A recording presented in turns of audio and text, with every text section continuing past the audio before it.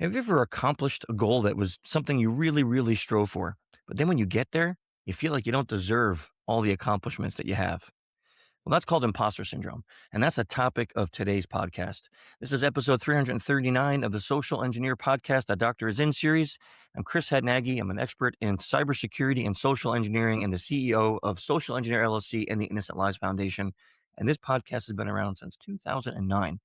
And as always, because it's a Doctor is In series, we need a doctor here. So Dr. Abbie is my co-host for this series as always. Great to be here, Chris. I'm Dr. Abbie Morono. I'm the Director of Education and a behavioral scientist. I'm an expert in trust building and nonverbal communication.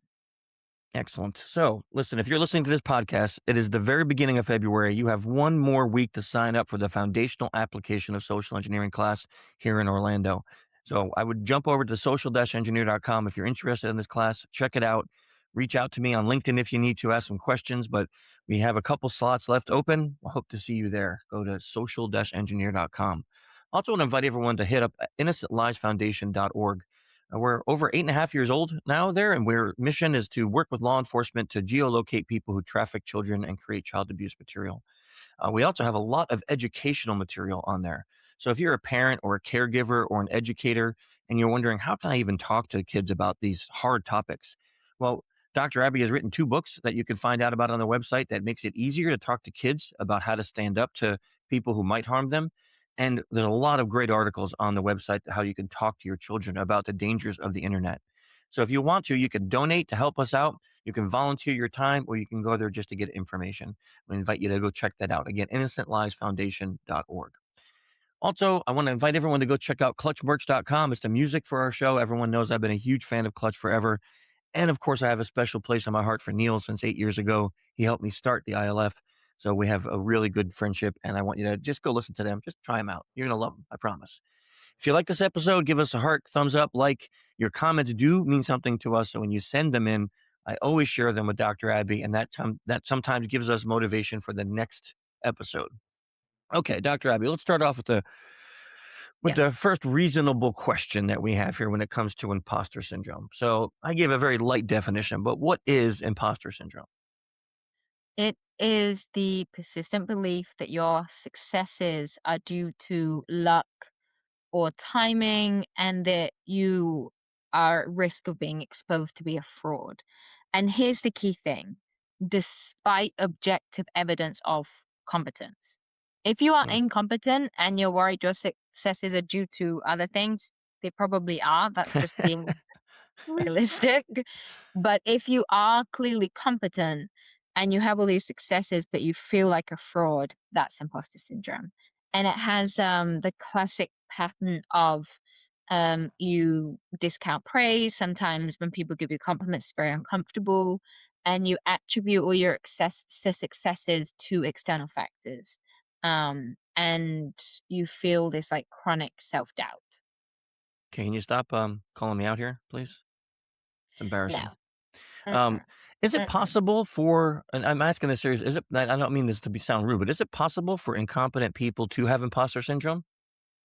Well, the classification of it being imposter syndrome is that there is competence evident, but you feel like you don't deserve what you've won. You've achieved something and you don't feel like you're good enough to have achieved it, or it was because of something else rather than your skill set. So if you are Hmm. incompetent, then no, because you didn't achieve it because of your skill set. You probably achieved it because of something else. So it could have been luck, it could have been timing, it could have been Yeah. various other factors. So that's just being realistic and grounded in reality. But if it was achieved because it was your skill, your knowledge, your abilities, but you feel like, well, it was just this or just that Mhm. instead, or I didn't deserve it, that is imposter syndrome. Yeah, I get that because I've known a lot of people in this space, in the cybersecurity space, who've accomplished things riding on other people's coattails, but I never Yes. see them feel like imposter. They Yep. almost seem arrogant in a way. Like they almost feel like I did this, I made this, instead of feeling like I got here because I had this step ladder, right? So It could That's also be a smokescreen of if you know that you don't deserve something and you're riding on someone else's coattails, you may be overconfident and mm. pretend like on the outside that, yeah, yeah, I deserve this. I know I do. I'm amazing. But it could be that smoke screen. And inside, they feel very, very much like an imposter because they are. Mhm. They're wearing someone else's cloak. So you never know quite how someone feels inside, Yeah. but and you can have that same feeling, of being an imposter on both sides, but imposter syndrome itself is only that classification if you actually do have the abilities. And, the funny thing is too, most of the most impressive people that have achieved the most have felt like an imposter at some point Hmm. in their life. Um, and I think that that feeling comes a lot from how much we care, and it's so prevalent. It's so wide. And I remember reading a study, and it said it was between something like 10 and 80% across different samples. So it's That's a very, huge very range, though. wide, 10 to huge range. 80. But that's what I mean. It's so wide where in some samples a huge amount of people feel it and some others. But the main takeaway from that is that many people experience it at least once during a role transition. Is when the studies that you read, were these cross culture or was it a particular culture that experienced this more? So it is a cross-cultural thing, but there is, in minorities, it is experienced to a greater degree. Hmm, interesting. And how about, sex? Is it equal between men, women, or Ooh. Um, I think if I remember, I believe across Western Hmm, cultures, okay. gender does play a part. I didn't read about gender in different cultures, but in Western culture, women are rewarded more for modesty and punished Hmm, more for self-assertion. So women do tend to feel imposter syndrome more because of that social learning factor of you should be humble, you should be more modest. So in mm, those cultures, yes. And I do remember reading that in collectivist cultures, they often value things like humility and self promotion can feel very inappropriate. So that can reinforce imposter thoughts. So there is that cultural learning factor to it. so, I mean, it doesn't sound like it's very helpful, so why do we feel this? So there's a lot of social comparison, especially in social media, all over social media.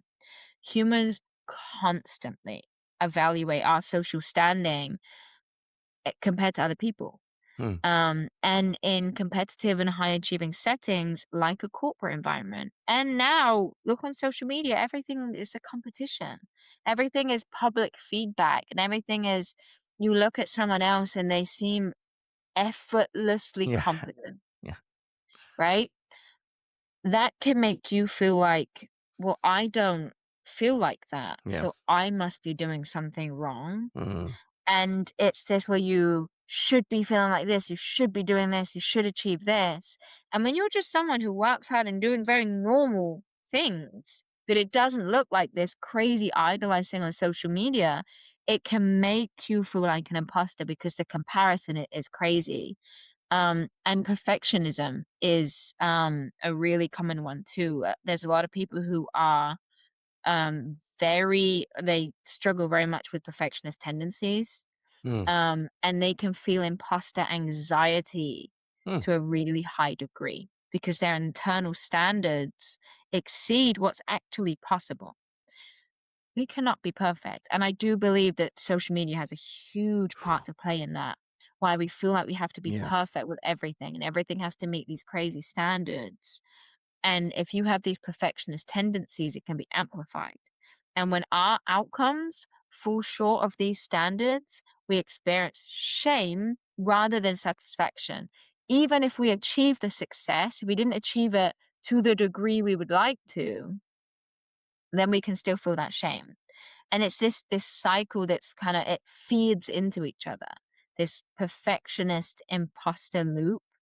And it's kind of this, okay, I'm a perfectionist, so I overwork and then I get success, but I didn't really feel like I deserved it or it wasn't enough. So I have self-doubt. So I raise my standards and then I have more perfectionist traits. It kind of is just like this repeating cycle Mm, where it feeds on itself. And you can see how, particularly in a corporate environment, it's so common and it's really pushed, especially now in a American society, this like fast-paced, I'll sleep when I'm dead, I'll outwork everyone around me kind of society. You can see why imposter syndrome is just so prevalent now. yeah, social media, I feel that has a huge part to play because it's, Mm, you go on there and everyone seems yeah. to be a millionaire. Everyone seems to have like the perfect body. Everyone seems to be able to make the most gourmet meals and plate them perfectly in Yeah. 60 seconds. And I was thinking to Yeah. myself the other day, I wonder how popular an account would be if you went on there and you just talked about how life sucks. Today I had these many problems. This is what happened. And nothing was Yep. perfect. This morning when I woke up, I stubbed my toe. I dropped Yep. my coffee, like whatever. I wonder how popular that would be. I wonder if people would resonate with that because it's like Yeah. you just scroll, you doom scroll, and everyone has a perfect life that seems, and it can't, I think to myself, it can't There be that way. there are some accounts that do that, and they're pretty popular, but the thing with social media is we look to others often to escape our own life. Yeah. Like, if I'm going to follow someone and I'm interested in them, it's because it's novel. It's because it's the things that I want. It's the things I want to see. It's the things where I aspire to be. Or I'm sad in mine, I'm escaping through it. So those ones that have that reflection of normal doesn't give us, like, anything to kinda be excited about. A Mm, lot of people follow them because it's just nice to see, and it's like a nice break from all this other content, but you can see why we're not drawn to it in the same way. yeah. Yeah, I would agree with that. So, are there certain personality types that are more prone to feel imposter Yeah. syndrome than others? Yeah, people who are really high on neuroticism, they're very sensitive to things like criticism, and that can very, very well predict chronic imposter feeling. Huh. So not like a short-term feeling of I'm an imposter in this new job, which is very, very common where you have the abilities to do the work, but it's unfamiliar, so you Hmm. feel like an imposter. Yeah. Someone who has a really high neuroticism, they have a tendency, they have the tendency to feel across different situations. So it's this propensity to feel like an imposter. Hmm. And people with generally low self esteem and high conscientiousness, because it has this kind of competence anxiety, where they continuously work hard to avoid exposure because they feel like they need to Hmm. constantly prove themselves. And then also people with high agreeableness can too because they're often people pleasers, so they're more sensitive to that external validation. So let me, And imposter syndrome is a lot about how do you see me versus how I see me. so let me reverse that because that sounds like everybody. What kind of personality traits do people have that oftentimes don't feel imposter syndrome? Well, people who are very middle ground. So Mm, it's not people who have neurotic traits or who are generally a little bit agreeable. It's on the higher end. So people with good self-esteem or healthy self-esteem are less prone to it.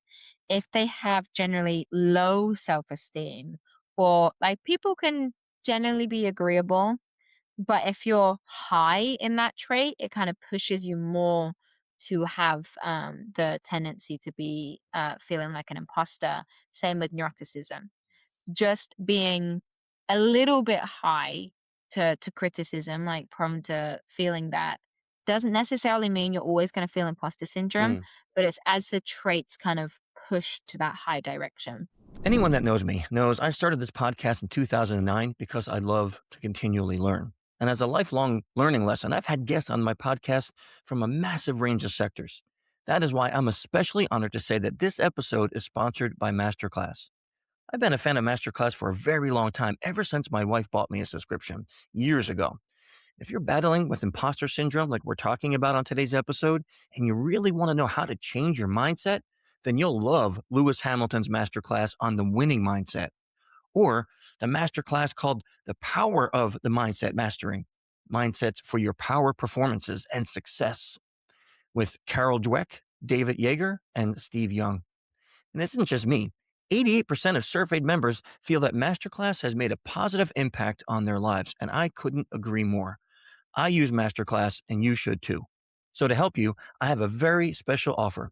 With plans starting at $10 a month billed annually, you will get unlimited access to over 200 classes taught by the world's best business leaders, writers, chefs, and more.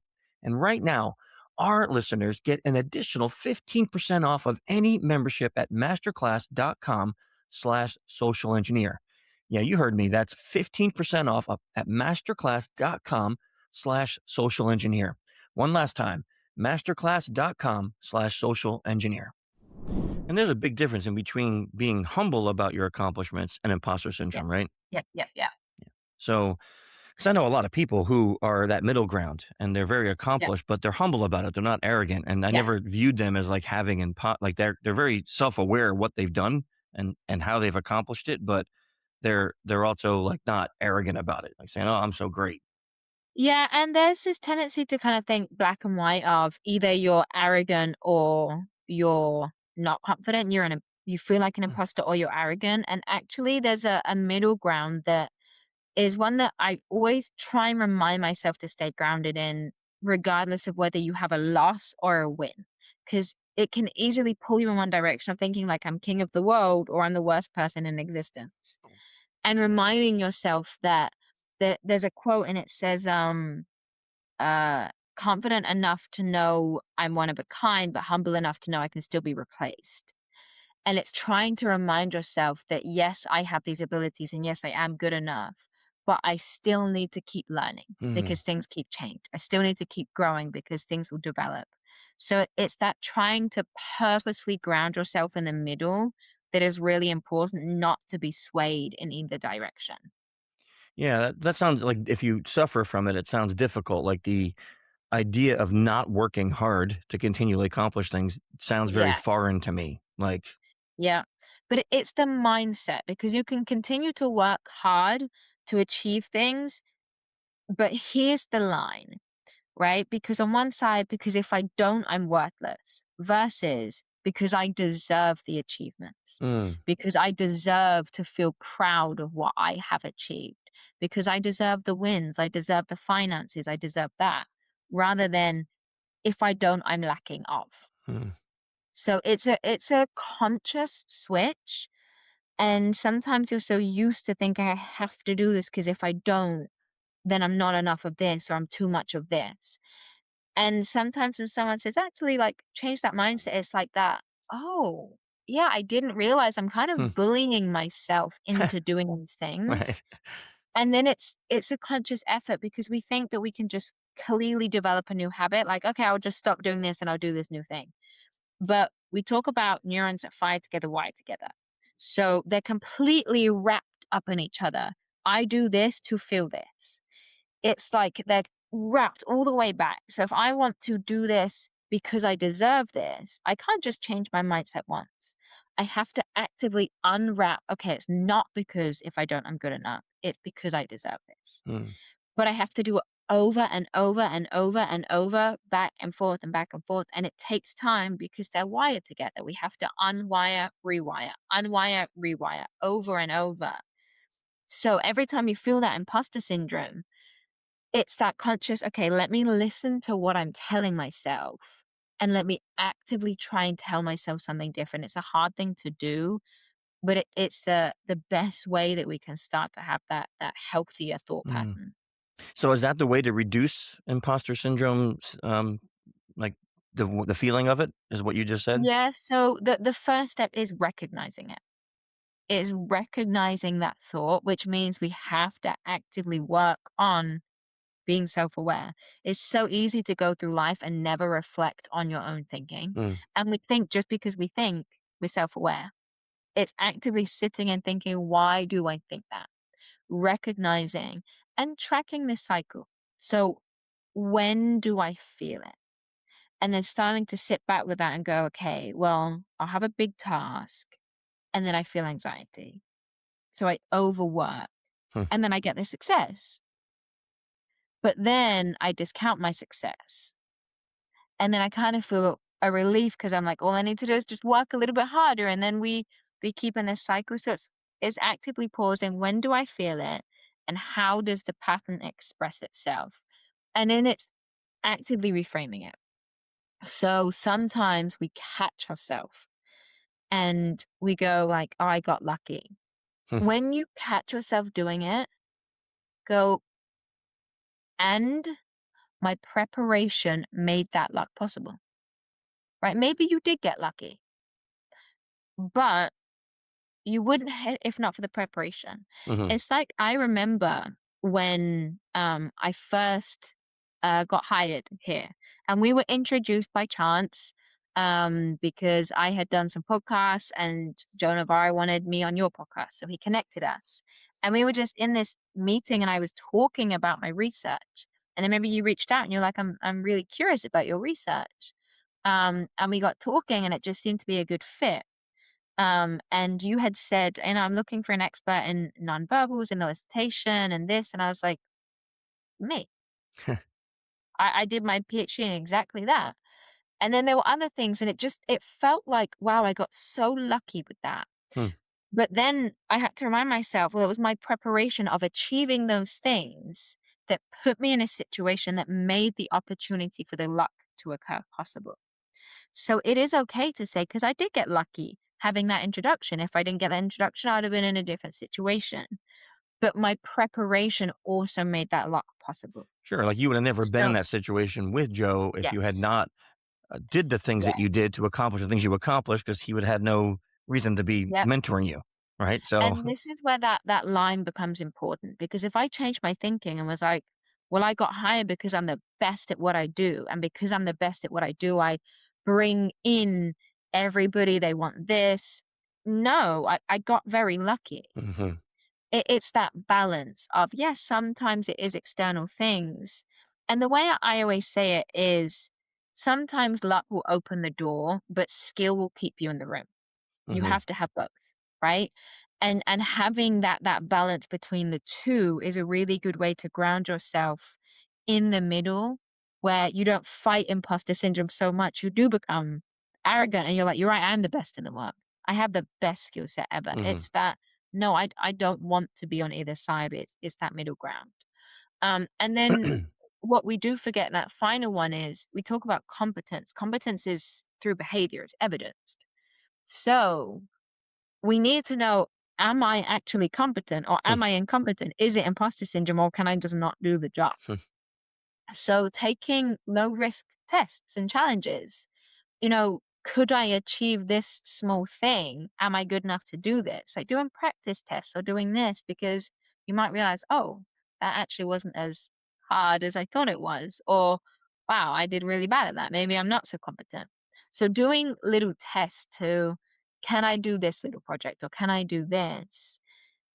And seeing, okay, yeah, I can do this. And getting feedback from other people. Mhm. Yeah. And then I would say a really important one is sharing it and normalizing it. Because when we Yeah. talk about something and we realize other people feel it, it stops us dealing with the shame of it. And Mhm. often that shame is what reinforces imposter feelings. So when we talk about it, and I remember, when you first brought me into the speaker circle and you see these other people and you're like, wow, they're amazing. I bet they feel the most confident people in the world. Yeah. And then they get off stage and they're like, I was almost sick with anxiety. And you're like, "Oh, you feel it too?" And they're like, "Yeah, of course I do." And that lowers that, "Oh, okay, well, maybe I'm not an imposter. Maybe this is a normal feeling." Yeah. You would never know that Shelby is so nervous to public speak when if you were to see her do it because she's so amazing at it. But she openly talks Yeah. about how like she hates it. And it's like, but you're Yeah. so good at it. I don't understand how you can not like it, you know? You're Yeah. Yeah, but it's so funny, and, Shelby's a great example because I've seen her just take everything in her stride, yeah. and I've looked at her and I'm like, I feel like I'm struggling with these things and dealing with so much, and I've said to her, like, "How are you so comfortable and confident?" She's like, "Oh, I'm terribly anxious." Yeah. And I'm like, "Ah, me too. Yeah. Great." It feels like, "Oh, this is normal." Everybody else doesn't have it completely 100% together either. Yeah, I want to touch on something you said a bit ago because I think it's important to reiterate. Self awareness. I talk about this a lot in the foundational class. Yeah, When especially when I teach communication profiling. Self-awareness is more than just saying like, I know I'm a direct person, but if I just go, well, yeah, sometimes I'm a jerk. That's not self-awareness. Self-awareness is yeah, understanding why do I say certain things a certain way that lead to misunderstandings.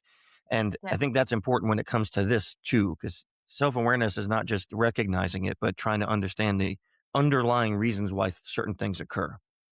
Yep, and actually that, "Oh, well, I'm just a jerk. Oh, this is what I'm like," is a fake self-awareness. Hmm. People like that are the least self-aware because they're not actually digging deep to, "Why am I defensive? Why do I feel the need to attack other people?" And you can say, "Oh, it's because 'cause I'm just a jerk."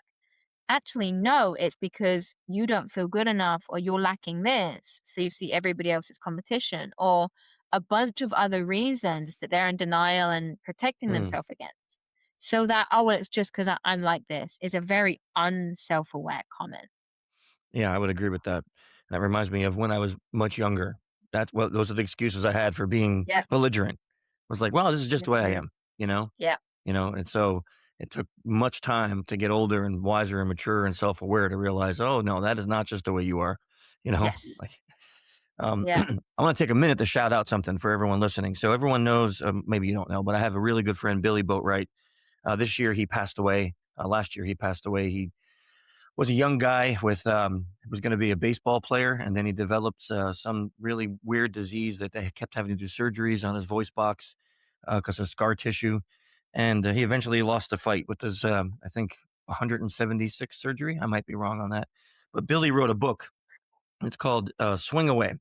Billy was going to be a baseball a baseball athlete, but his sickness took that away from him.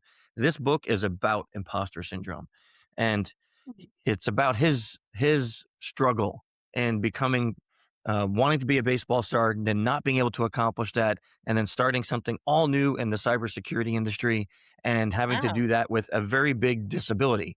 He had a stoma. He could barely breathe. He had one lung that was completely scar tissued shut, and yet he accomplished so many things. So, if you're interested, it's a very short book. It's very small, but it has a lot of really interesting things in it, and it has a really cool story about him in there. So, it's called Swing Away. We'll put the link in the show notes, but it's all about this topic of imposter syndrome, and it's just yeah, just a shout out to Billy. If Yeah, I've anyone, never heard of that before, but I just wrote it down. That yeah, sounds amazing. yeah, if anyone that knew him, if you got to meet him once, it was really weird thing. You know how like you and I both know this. Like we have people who hate us and we have people who love us. Mhm. There was never anybody I ever heard say something negative about Billy, which was Mm. weird. Like I never heard one person, I never heard one hater. He was Yeah. he knew that he was not going to have an old life. He knew that. But he was the most positive guy you ever met. I remember when I first met him, just as a quick story for anyone listening, is he signed up to come to my very first foundational class. Very first, 2010. The week before, he emails me and he says, I got to go into surgery. And I know the website says no refunds. I just want to let you know I won't be there. And I'm like, dude, if you're going in for surgery, no, you got a free ticket. You're coming next class. And it was a year later that I was teaching at Black Hat, and he emailed me. He's like, hey, can I cash in my ticket? So I got him into that class, and he at the time was a flair bartender. If you don't know what that means, that is the bartenders that like flip bottles and spin Mm. things and all that, who doesn't drink. He never drank in his life. And I met that guy at that point, was like, okay, no, we are going to be good friends. And Yeah. that lasted up, up until last year when he lost his battle. But really amazing individual that suffered from imposter syndrome like nobody I've ever seen. The guy was just anything he accomplished was, oh, I just got lucky.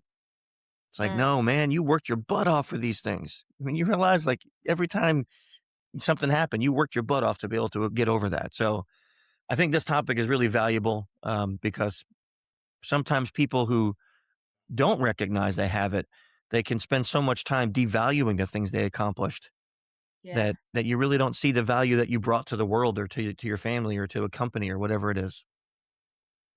Mm. It's a So nice message to end yeah, on. yeah, I thought so.